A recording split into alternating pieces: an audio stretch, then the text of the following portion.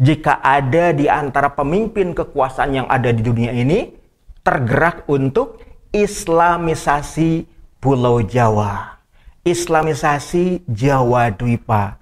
Oleh karena itu kemudian ketika beliau pulang kembali ke negerinya di Maghribil Aqsa di bawah kekuasaan dari Sultan Muhammad Abu Zayan begitu ya. Beliau itu kemudian menghadiahkan hasil reportasenya tadi, kitab karangannya tadi kepada penguasa Mariniyah saat itu, yaitu Muhammad Abu Zayan.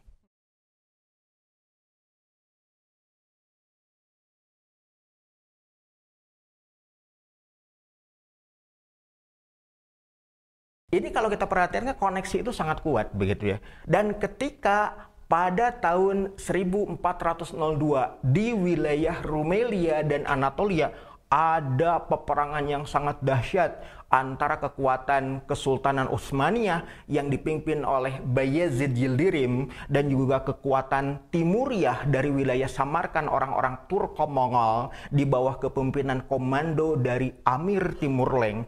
Terjadi perang dahsyat di wilayah Angora yang menyebabkan Sultan Utsmaniyah Bayezid Yildirim dikalahkan oleh Amir Timurleng. Maka kemudian wilayah Anatolia dan Rumelia itu terjadi perang saudara di antara para putra, para pangeran keturunan pewaris dari Sultan Bayezid Yildirim. Dan dalam perang saudara tadi tampillah sosok anak bungsu yang kita kenal sebagai Muhammad Han I Jalabi, dan memulihkan kondisi Kesultanan Utsmaniyah dan mempusakai dirinya sebagai pewaris kuasa dari warisan bapaknya yang ditawan oleh Amir Timurleng, yaitu Bayezid Yildirim. Begitu informasi ini sampai ke seluruh dunia Islam, maka penguasa kesultanan dari Mariniyah, yaitu Sultan Muhammad Abu Zayan, memberikan hadiah. Hadiahnya itu berupa kitab yang ditulis oleh Imam Ibnu Battutah. Dari situlah kemudian terbuka berita bahwa Nusantara butuh dai, Indonesia khususnya Jawa Dwipa, Pulau Jawa butuh para duta yang bertugas untuk mengislamkan dan juga membangun kuasa politik Islam dalam bentuk kerajaan dan kesultanan Islam. Oleh karena itu kemudian kita mengetahui ketika kitab ini tersebar luas di dunia Islam, maka para penguasa Islam itu merasa terpanggil untuk berfastabiqul khairat, ikut berlomba demi untuk memenuhi apa yang disuruhkan oleh Imam Ibnu Battutah, yaitu Islamisasi Jawa Dwipa.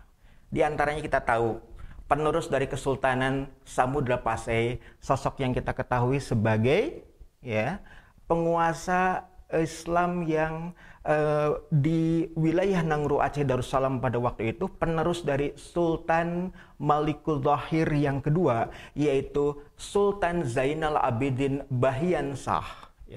Beliau itu kemudian telah mengetahui di Pulau Jawa ada 2 orang duta yang dikenal sebagai Maulana Ahmad Jamaluddin Husain Al-Akbar. Orang Sunda, orang Jawa mengenalnya sebagai Syekh Jumadil Kubro. Kemudian ada sahabat kolega beliau yang kemudian dikenal sebagai Maulana Muhammad Al-Bakir. Itulah yang kita ketahui sebagai Syekh Subakir.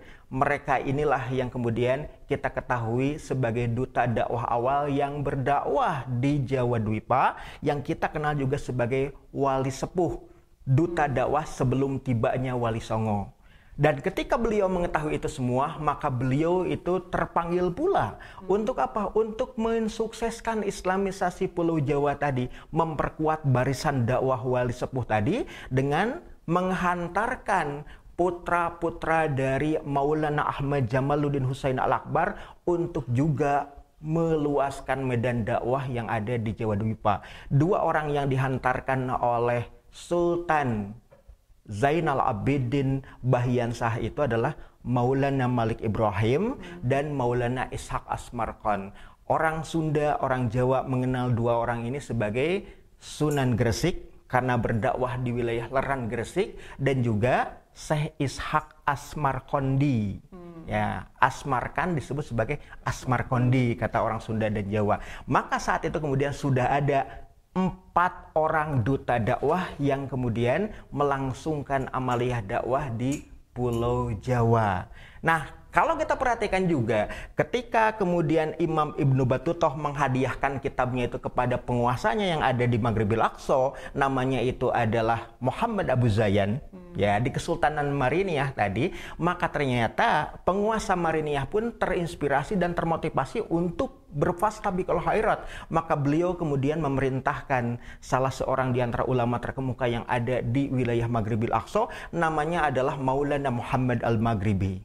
Dan ternyata beliau itu juga merupakan murid dari Imam Muhammad bin Battutah. Maka dari situ ketika berangkat ke negeri ini sudah ada 5 orang duta dakwah. Dan ternyata penguasa Utsmaniyah yang baru, yaitu Sultan Muhammad Han I Jalabi bin Sultan Bayezid Yildirim, memanggil ulama terkemukanya yang ada di wilayah Anatolia, Rumelia, wilayah Turki, yaitu yang kita kenal sebagai Maulana Malik Israel. Sudah ada berapa? Ada 6. Nah, kita mengenal yang namanya Wali Songo itu ada 9. Nah, dalam kesempatan itu pula kemudian kita mengetahui siapa sultan yang kemudian ada paling dekat dan punya power lebih yang ada di wilayah Timur Tengah. Maka kemudian Sultan Muhammad I Jalabi itu kemudian menghubungi khalifah, menghubungi penguasa Mamlukiyah, menghubungi para penguasa yang ada di dunia Islam yang ada di dekat Asimah Daulah. Maka di situ kemudian muncullah sosok yang kita ketahui sebagai orang atau ulama terkemuka dari negeri Persia. Namanya adalah Muhammad atau Maulana Muhammad Ali Al-Akbar. Beliau itu kemudian berangkat menuju Nusantara Indonesia, berlabuh di Kambai, berlabuh di Gujarat, berlabuh pula kemudian di wilayah Nangro, Aceh Darussalam dalam kuasa Samudra Pasai, kemudian berlayar ke negeri kita, ke negeri Jawa Dwipa, Pulau Jawa. Berarti sudah ada 7. 2 lagi siapa? 2 lagi sambutannya berasal dari Baitul Maqdis Palestina. Ada 2 orang sosok alim ulama terkemuka di situ yang kita ketahui sebagai Maulana Muhammad Hasanuddin dan Maulana Muhammad Aliyuddin. Beliau itu kemudian berangkat menuju negeri kita, singgah di Kambai, singgah di Gujarat, singgah pula di Pasai, dan kemudian berlabuh di Wahanten. Dari Tatar Sunda kemudian beliau melanjutkan amaliyah dakwahnya sampai seluruh wilayah Jawa Dwipa, itu kemudian semarak dengan amaliyah dakwah, duta-duta dakwah yang kita kenal sebagai Wali 9, Wali Songo. Namun pada waktu itu istilah tersebut belum diketahui, Kang.